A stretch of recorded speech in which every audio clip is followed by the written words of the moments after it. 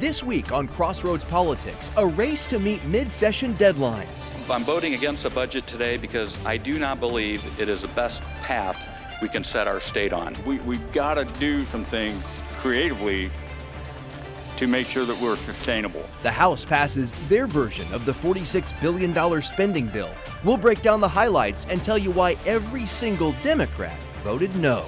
Plus, we need this. Our kids need this. Paying for therapy for kids with autism as the state struggles to foot the bill. We're not going to go into deficit spending to do it or anything else in our state government. Families fight for treatment. And an omnibus bill to tackle immigration. All around us, people are afraid. What made the cut as lawmakers push for closer cooperation with ICE. Also, that'll create a lot of jobs and also opportunities. Lawmakers fight for a nuclear option, why they're pushing for a novel technology, and who's pushing back.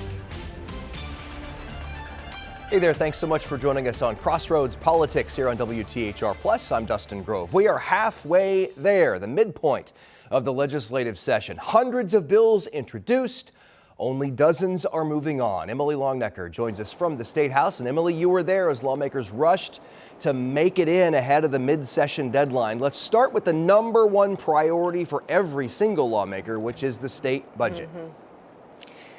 Yeah, Dustin, you know, the House passed the nearly 150-page budget that funds the state with $46 billion over the next 2 years. The bill passed along party lines. It includes a 5% spending cut for almost every state agency. It would expand school vouchers to all Hoosiers. K through 12 education would see a 2% yearly increase in funding. There are some income tax cuts too. The tax rate would drop over the next 2 years, and the income tax deduction would double for low-income seniors. Democrats are criticizing this budget. They wanted to see bigger bumps for public education, and they wanted to see something done about people on wait lists for Medicaid services. The bill now heads to the Senate, and there was about a half an hour of back and forth debate. Of course, the budget bill, far from being complete, it now heads to the Senate, where the process starts all over again, and we could likely see changes there. And speaking of the Senate, Emily, they got their top priority through too, didn't they? Property tax reform, but this is a bill, Dustin, that definitely could change. Now, originally the governor proposed a huge expansion to the homestead deduction. That would have cut taxes by about $1 billion statewide, but lawmakers dropped that in favor of limiting future cuts due to the worries that local governments and schools had, saying that they couldn't live without this money. But this week, Governor Mike Braun said he would likely veto the current bill and call a special session if it landed as is on his desk. If it doesn't improve, I'm likely to do both of them depending on what you need to do to actually get real relief. Here's where the rubber meets the road. We had inflation handed to us by the prior administration in D.C.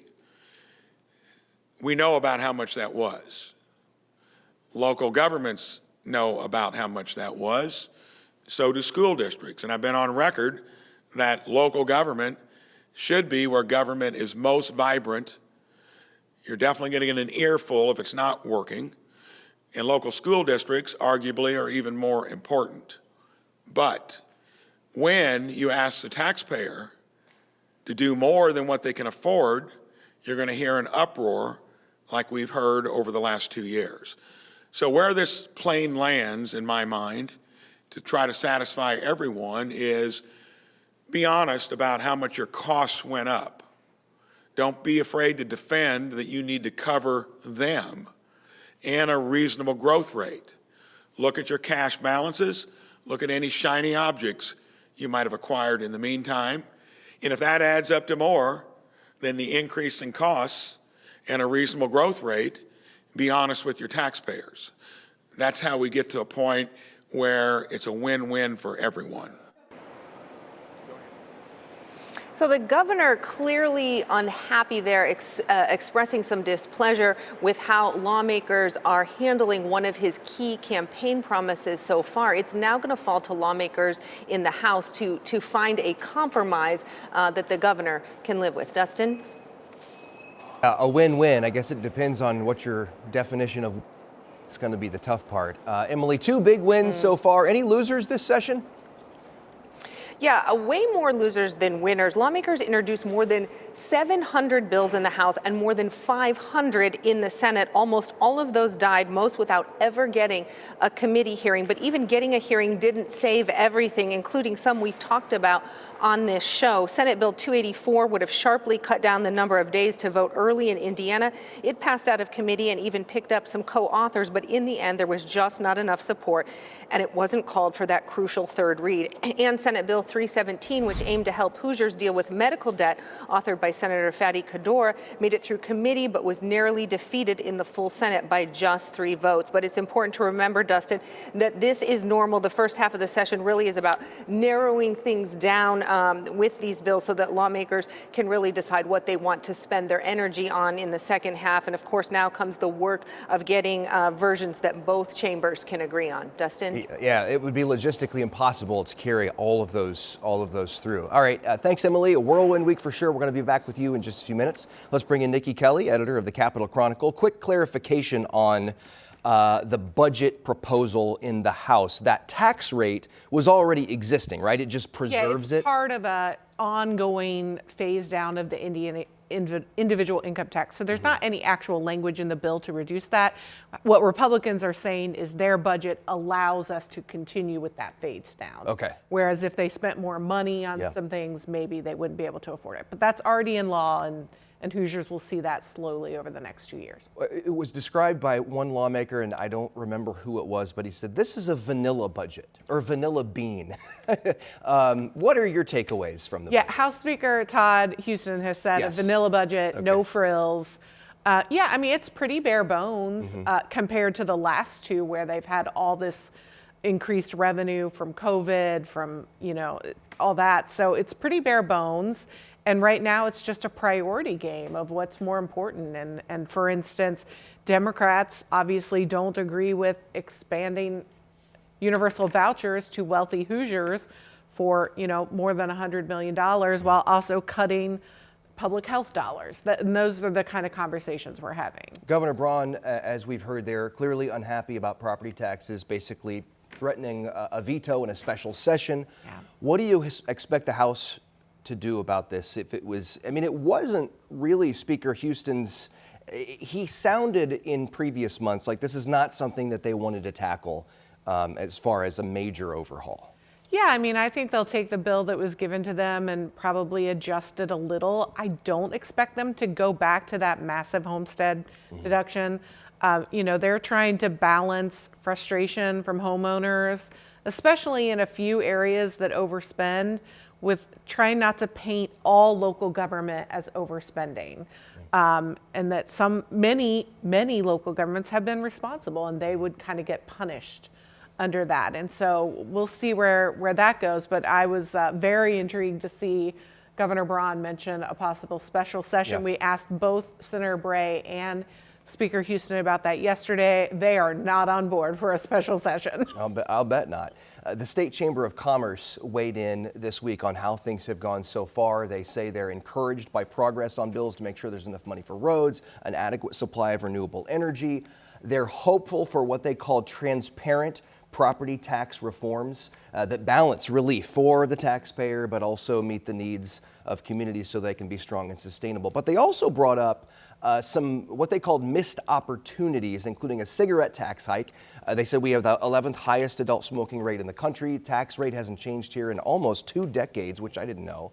The chamber says it impacts our workforce. It impacts healthcare costs, and that we should all be able to agree on it. Has it ever really gotten that much attention in the last 17 years? The House has actually passed it multiple times, and then the Senate won't hear it. So basically what Speaker Houston said this time was, if the Senate wants to start that debate, they can. So in other words, the Senate could add it to the House budget, for instance. A revenue-raising measure has to be in a House bill.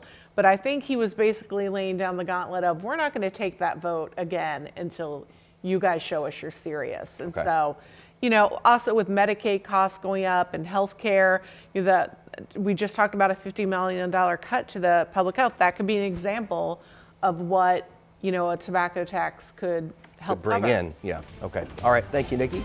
We've got much more to come. Paying for therapy for kids with autism. We're going to do everything to take care of the underlying need, but we're not going to go into deficit spending.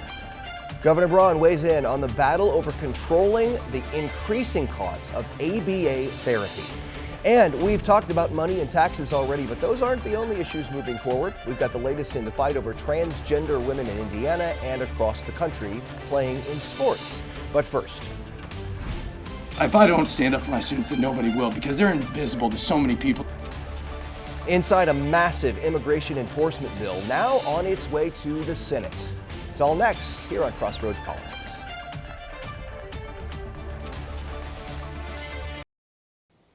Let's talk about immigration. It has become a major focal point of Indiana's legislative session this year. And this week, the House passed a large omnibus immigration enforcement bill onto the Senate. Emily, there was a lot of testimony here on this, right?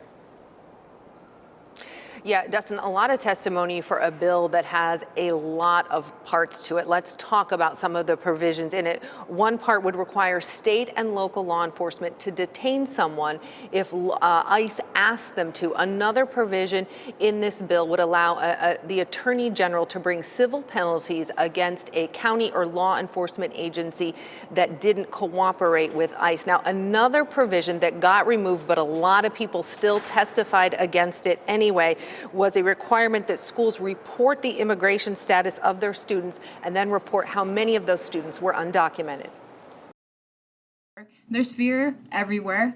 All around us, people are afraid. That was Kellen Peraza Argenta's message to lawmakers in the Judiciary Committee Monday as they considered another bill dealing with enforcing federal immigration laws at the state level. So many students in my school don't go just because they're afraid that ICE is going to show up and take them away. Kellen was one of them in the months after her mom was deported. It has been 295 days since I last got to hug my mom and tell her that I love her in person. The high school senior was close to 40 people who testified both against and in support of House Bill 1531. And even though lawmakers removed the provision requiring schools to report students' immigration status, many still spoke out against it, like this high school teacher. If I don't stand up for my students, then nobody will, because they're invisible to so many people, to so many lawmakers all around the state, and they deserve a voice. Others said the numbers of immigrants coming to their communities were unsustainable for local services like schools. How are we going to educate our children with this swamp of, this is total immigration. I'm not singling out illegal immigration, but this is total immigration. We're becoming swamped. This is unsustainable from a local standpoint. So what does the data say? Democratic State Representative Victoria Garcia-Wilburn asked the question. You referenced the need to do this because of an overwhelming problem that we have here in the Hoosier State, but yet you failed to mention any data that supports that. What are the numbers? The state currently does not collect a lot of data on the scope of the problem. But the Attorney General's office says they have anecdotal evidence from people calling with concerns, among them that they believe job opportunities are being taken from citizens. Almost by definition, illegal workers are off the grid. It's a shadow workforce. And so it's very tough to say to a level of certainty that we know there are X number of workers who have taken Y number of jobs. That data is just not out there. Others testified saying studies show that concern is unfounded. Now, another part of this bill would see companies that hire undocumented immigrants facing penalties. Several law enforcement associations testified about this bill, saying that they were neutral, but they did express concerns about the liability for detaining people for ICE and the possible lawsuits that could open them up to. They were concerned, and they told lawmakers that this week. Dustin? And remind us, where does state law currently fall on working with ICE?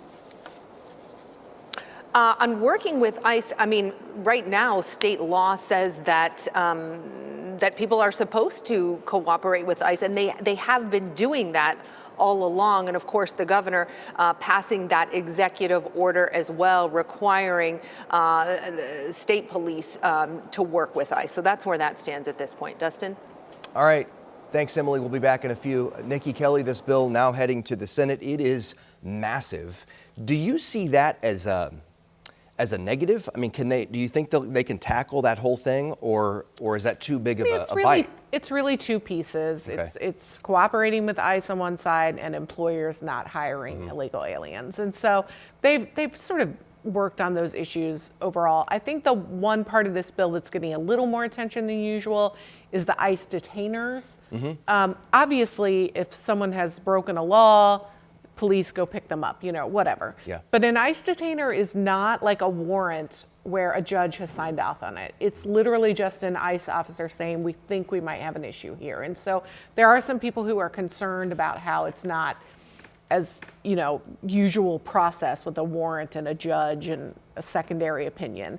And also there was testimony that entities that do hang on to those people, that ICE often just bails and doesn't pick them up. And so they've been in jail for them, county cost for a couple days, I guess. So, on the employer side, there's some opinion that they're being a little too nice to employers, giving them too many outs to still basically hire who they want and say, oh, I didn't know.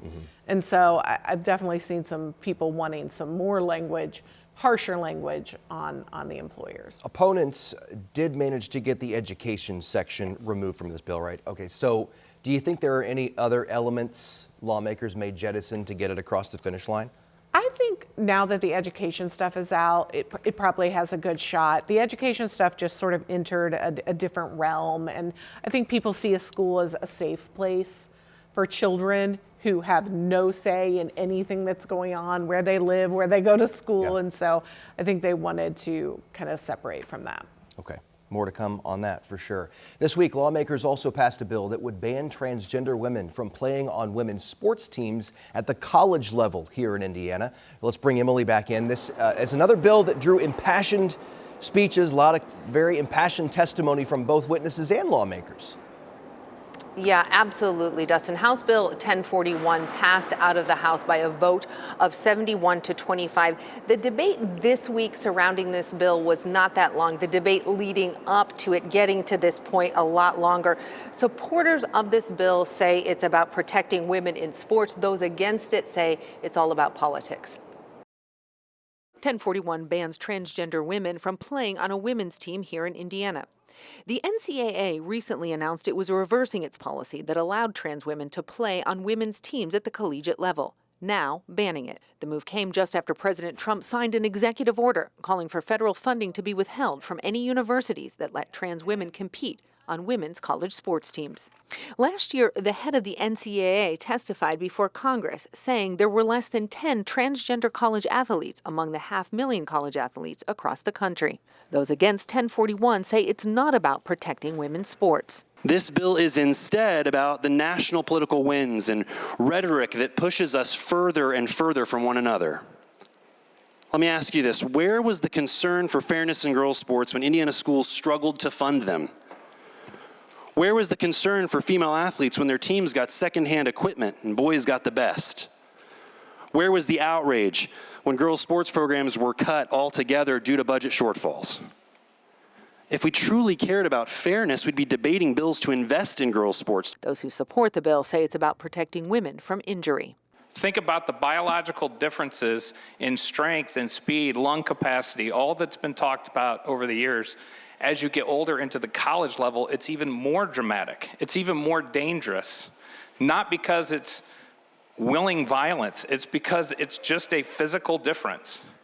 We have to protect our girls. I have young female athletes.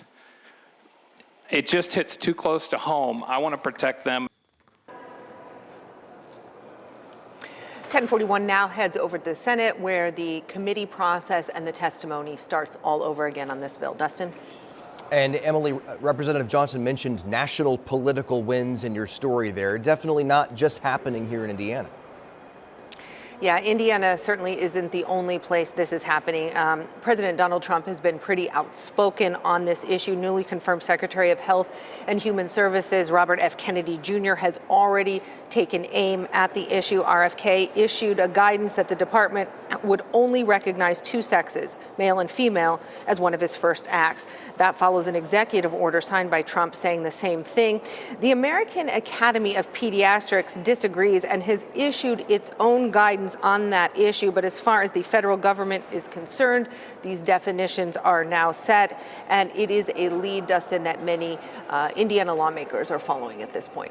All right, Emily, thank you. Nikki, if this bill passes, it will have banned gender-affirming care for minors, trans women and girls playing on girls' sports teams in college. Is this kind of legislation, is there more of this kind of legislation, or is this pretty much it? There are some states who have started talking about banning gender-affirming care for adults, and so I don't know for sure that Indiana would go that way, but it is a discussion that's happening in the nation slowly. We had other bills passed or introduced this year, among those that died, on banning drag shows and things like that. So there's certainly still some places they can go. Okay. Another bill we're watching, I know that you've been watching, it would reform how the state oversees prosecutors. Basically, correct me if I'm wrong here, but it kind of puts prosecutors on a tighter leash, I guess you could say, right?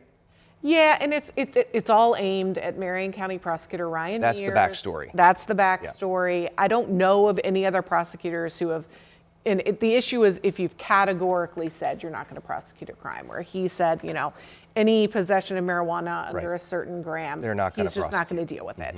And so that has angered lawmakers, and so they basically want to be able to have this board, and if you find a non-compliant prosecutor, you know, they can lose state funds. And they say it's not, it's based at a large scale. Like if someone said, I'm not going to prosecute any thefts, or I'm not going to prosecute any abortion cases.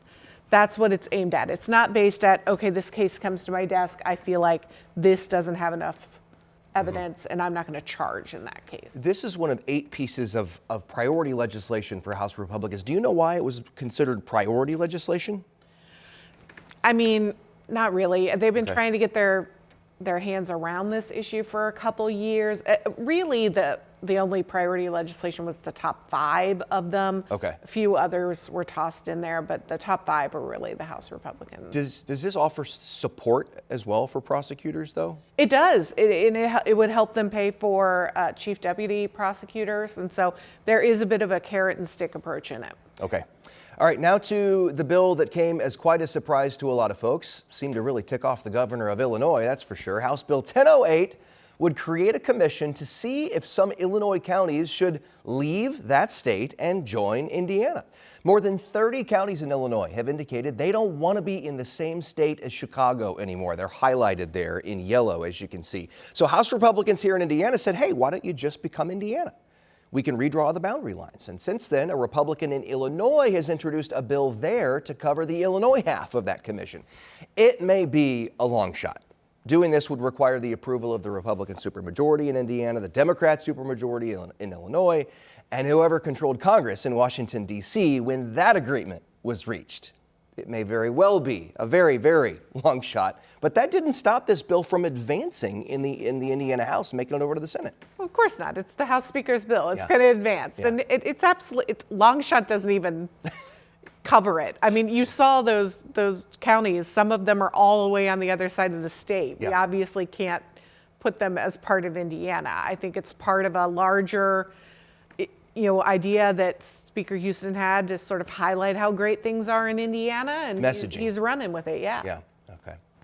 Fighting for Indiana's environment at the State House. Coming up, I'm going to be joined by a guest with the Hoosier Environmental Council to see the bills they're fighting for and what they're concerned about. Also, should Indiana be the pilot, for a new type of nuclear energy? It's been described as a nuclear power plant's younger brother. The pros and cons as lawmakers push to take the lead. But first, we need this. Our kids need this. From $14 million to more than $640 million in less than a decade, Governor Braun pushes to control the costs on a crucial kind of therapy. Next on Crossroads Politics. All this session, we've been talking about healthcare costs and how to get them under control. Not only is healthcare in general just more expensive here in Indiana, but the cost of Medicaid in particular has been growing quickly. It's the second biggest item in the state's budget, and one Medicaid program is getting a whole lot of attention. It's a specialized treatment for children with autism. And Emily, now the governor is weighing in on this debate. Yeah, Dustin, we know that Republican lawmakers have said, especially this session, that Medicaid spending's growth in recent years is just unsustainable, and something has got to give if the program is going to be preserved long term. That brings us to ABA therapy for kids on the autism spectrum. 8,000 kids in Indiana receive it, and it's projected to cost $645 million next year. That's 46 times what it cost just 9 years ago. Last month, the Family Social Services Administration, the agency that manages Medicaid in Indiana, announced a proposal to manage those costs by capping the hours a child can get ABA therapy. That stands for Applied Behavior Analysis. But Morgan Herron calls it a godsend for her 12-year-old daughter, Melody, who's on the autism spectrum and nonverbal. We're able to help our kids, like I said, with daily life skills. Restroom, showering, brushing their teeth, eating, with a fork or spoon or drinking out of a cup. This week, FSSA announced a proposal to control the cost of ABA therapy by capping the amount of weekly hours a child can receive it, depending on their diagnosis. Those hours would be between 30 and 38, but could be more if a doctor says it's necessary. The proposal would also include a 3-year cap for ABA services. We're going to make sure that everything we've built to date tries to stay intact. I'm not making any guarantees beyond. I want to make sure that we get it under control and we can do it sustainably. Wednesday, Governor Mike Braun signed an executive order calling for FSSA and the Department of Education to create a group to look at ways to curb ABA therapy costs. The group will be made up of parents, lawmakers, doctors, and ABA providers. Their job will be to create a report for the governor that includes 3 recommendations on controlling ABA costs, with pros and cons for each recommendation. Caps like the ones in the proposal would see Melody's ABA therapy ending when she's 15, transitioning her to another kind of care. For Morgan Herron, that's a concern, knowing how well her daughter does right now. There's still so many transitions that these kids will go through in life that, they may need help. And if that 3-year cap is on there, then we just won't have that. And again, that working group looking at ABA would have to come up with the recommendations for the governor in a report by this November. Dustin? Emily, the governor is talking about a massive increase here. I mean, $14 million to $640 million.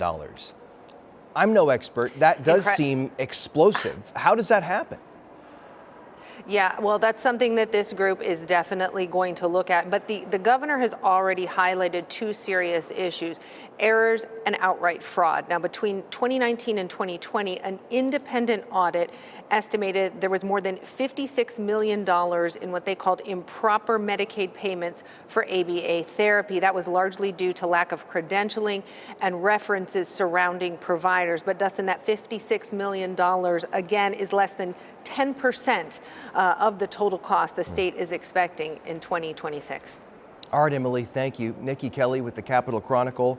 Are you surprised that such a niche program is getting so much attention? Well, no, when you talk about the dollars that are going to be spent. I mean, I think ABA therapy is obviously very promising and helping a lot of kids. But they created this program with absolutely no guardrails.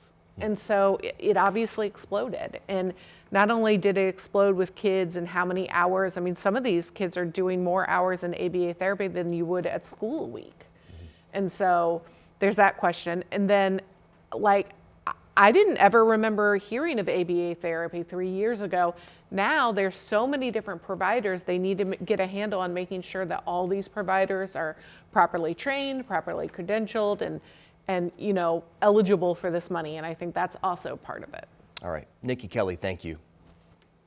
Right now, the search is on for more power in Indiana, as in electricity. Utilities have highlighted the growing need to make more of it in the future so Hoosiers can keep the lights on and we can attract more businesses, and a new study from Purdue points to nuclear power as one potential solution.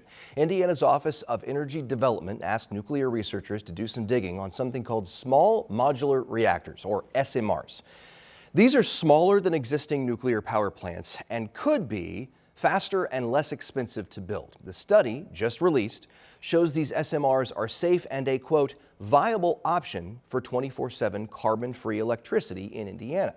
Researchers also found these reactors may benefit the state economically by construction jobs and then 140 workers at the site. But there are also some challenges. The report mentions the high cost of construction, the need for a supply chain, and growing a workforce. And this is also technology that hasn't really been implemented anywhere yet in the country. Critics, including the Hoosier Environmental Council, are concerned about that. They say SMRs are unproven and that we ratepayers should not have to bear the burden of a speculative investment.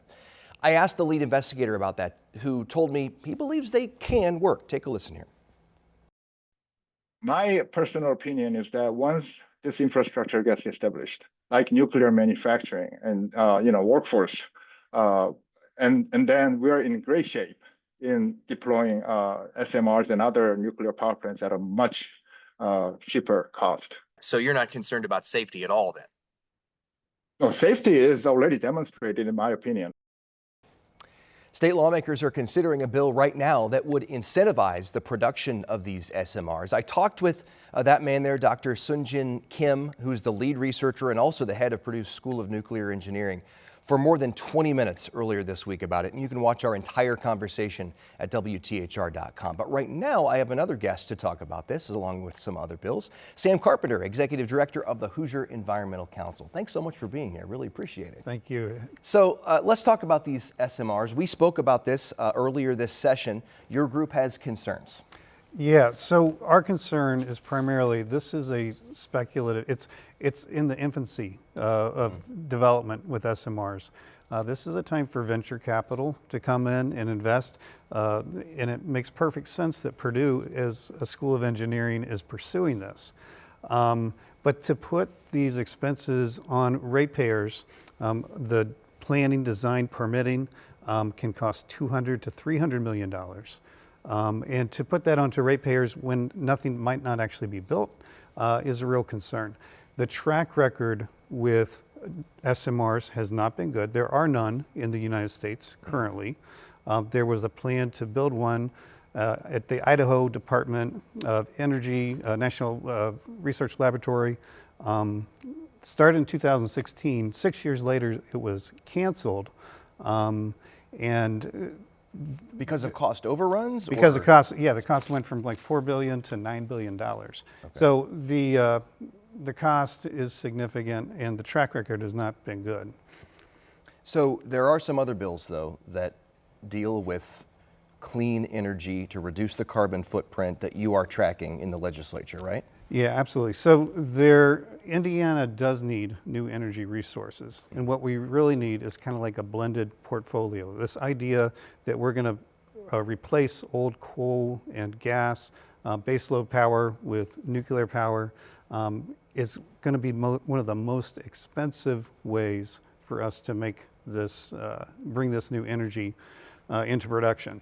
So there are things like improving our transmission. There is a bill that SB 422 that is an advanced transmission that can almost, estimates are that it can double the production of our current grid without going through the very expensive process of building out new transmission. We need that too, but we can get more at a cheaper cost from our current grid with just enhancing the technology. So that's one. We also need new solar. There's been legislation looking at solar siting for solar panels and wind. So that's something that's the cheapest form of energy to come on and the quickest form they can come on. So what we're looking at with new gas power plants 5 years out, we're looking at the possibility of nuclear power 10, 15 years out. So renewables are cheaper, faster, and better. You pair those with batteries and you've got a lot of great options for stability.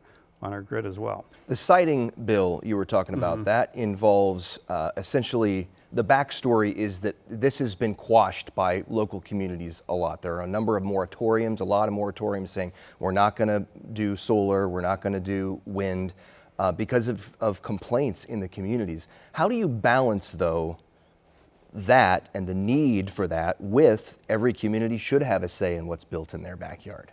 Yeah, well, we do need new power sources. And so the thing that we really need to do is be engaging with communities on these issues and helping understand the benefits, as well as hearing their input and responding to that in meaningful ways. At the same time, from the development and building standpoint, you've got 92 different sets of rules that developers are trying to follow. And then sometimes even if they follow the rules, they're not getting their projects approved. So you have to balance the need for new energy sources. We can take a path right now that is really going to grow the cost of energy. Like, there's new investment that's needed, but we want to be careful about putting that heavy costs on everybody by moving away from renewables, from wind, that sort of thing. So we do need to respond to communities, but we also need a more standardized form of rules that developers can work by to place these new projects. Okay. You watching anything else? Yeah, a number of things.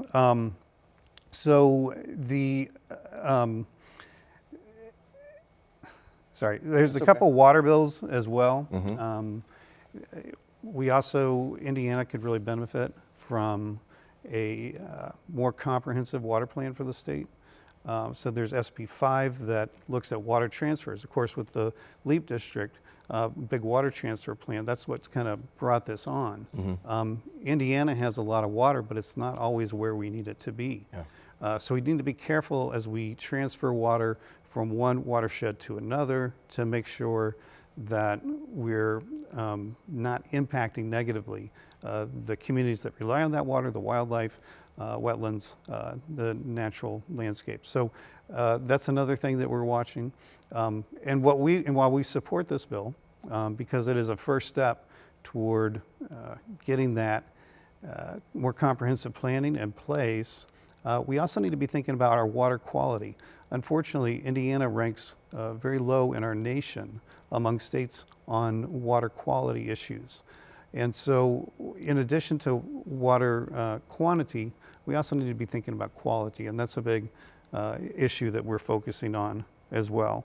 There was actually a task force, SB 256, which didn't get a hearing, a bill that would create a task force to look at groundwater and more of the water quality issues as well. So that's something that we'll continue to advocate for and be a presence for at the State House on issues like that. All right. Well, thanks for the update. Really appreciate it. Sam Carpenter with the Hoosier Environmental Council. We'll invite you back for another update in a couple of weeks. Okay. Well, thank you. Appreciate it very much. And that does it for this week's episode of Crossroads Politics. Like lawmakers, we will be off next week, but we'll be back March 8th and every Sunday for the rest of the legislative session at 10 a.m. right here on WTHR+. For Emily Longnecker and Nikki Kelly, I'm Dustin Grove. Thanks for watching. We'll see you next time.